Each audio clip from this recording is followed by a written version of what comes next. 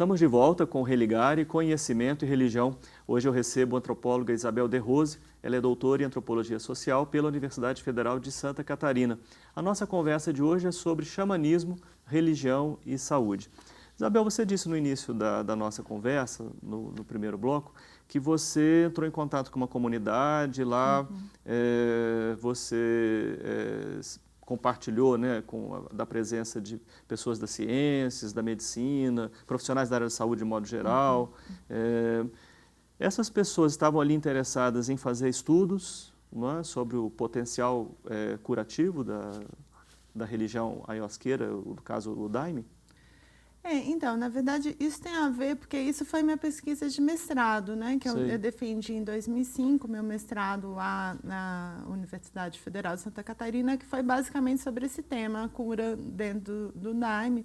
E uma das questões que eu estava tentando entender era exatamente o que é cura nesse contexto, o que as pessoas entendem como cura, porque de uma perspectiva antropológica, a gente sabe que noções de cura, saúde, doença, corpo, pessoa, elas variam muito de acordo com o lugar, com o contexto, com a cultura em questão. Então, a gente não pode partir do pressuposto que a gente já sabe que é cura, por exemplo. E aí, uma das coisas que eu descobri nessa pesquisa é que essa visão de cura dentro do Daime é uma visão muito mais ampla. Então, a ideia de cura é diferente da ideia que a gente tem na biomedicina ocidental da cura como resolver um problema físico, curar um sintoma, fazer uma cirurgia. Ela pode passar por aí, mas contempla também uma série de outras dimensões. Então, tem uma ênfase muito grande na ideia de cura espiritual. Então, a cura pode ser eu resolver um problema com a minha família, briguei com a minha mãe, vou fazer as pazes com ela, ou não sei que rumo eu vou tomar na vida, e aí enfim, e também essa ideia da cura como um processo que pode levar décadas e pode compreender toda a vida da pessoa, no caso, a cura como uma busca constante, né? E aí tem a ver com isso que você estava perguntando, então, como a gente entende os profissionais biomédicos nesse contexto, dialogando com essa outra noção, essa outra visão de cura e pessoas também buscando a cura nessa outra chave, porque... E numa cosmologia bem distinta da cosmologia própria das ciências, né, que vem do continente europeu, norte-americano, né, uma concepção de ciência bastante diferente.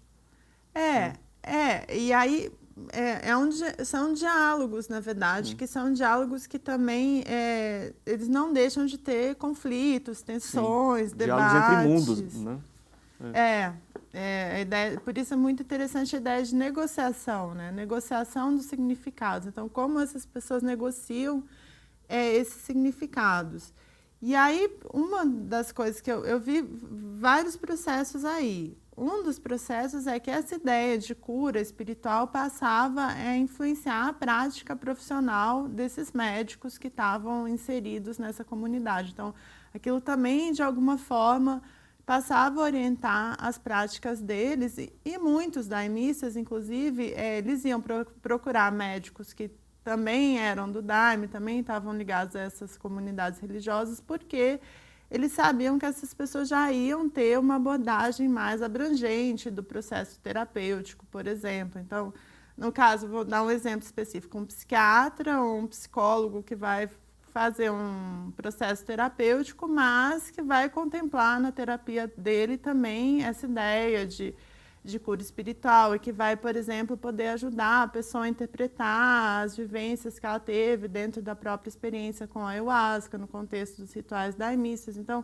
a própria prática profissional desses médicos, desses profissionais biomédicos, ela era diferenciada por essa vivência que eles tinham dentro dessa comunidade religiosa.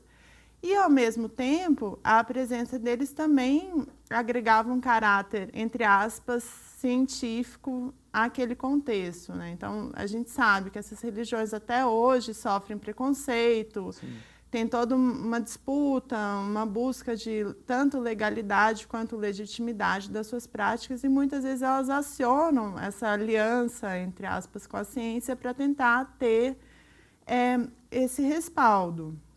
E aí, eu acho que a gente chega numa outra questão que você estava querendo perguntar, que era a questão uso terapêutico da ayahuasca, né? Sim, sim. Porque quando você fala desse grupo, né, de biomédicos, profissionais da saúde interessados ali no tema, decorre daí uma terapia, né?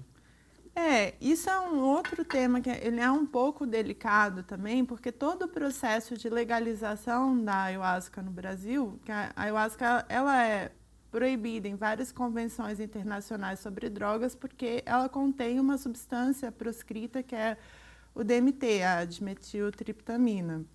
E aí, no caso do Brasil, teve uma mobilização que levou décadas para esses grupos religiosos terem direito a conduzir suas práticas livremente.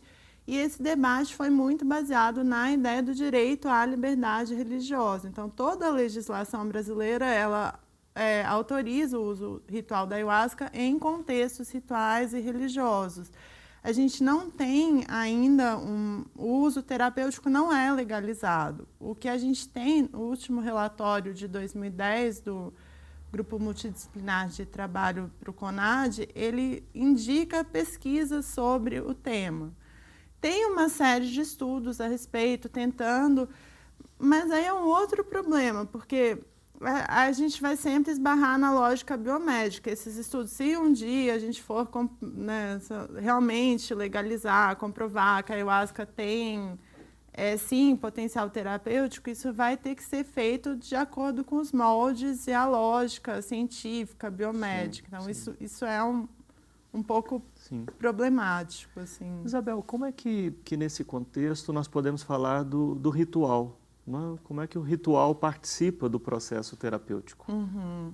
Essa é uma pergunta ótima, na verdade, porque o ritual é um componente fundamental. E porque o que acontece? Mas eu, de novo, vou voltar lá, porque eu estava falando no início. As pessoas, quando vão buscar ayahuasca, vão buscar religiões ayahuasqueiras, isso tem a ver com uma lógica ocidental, né? Essa ênfase na ideia da substância, uma substância que produz um estado alterado de consciência e tal.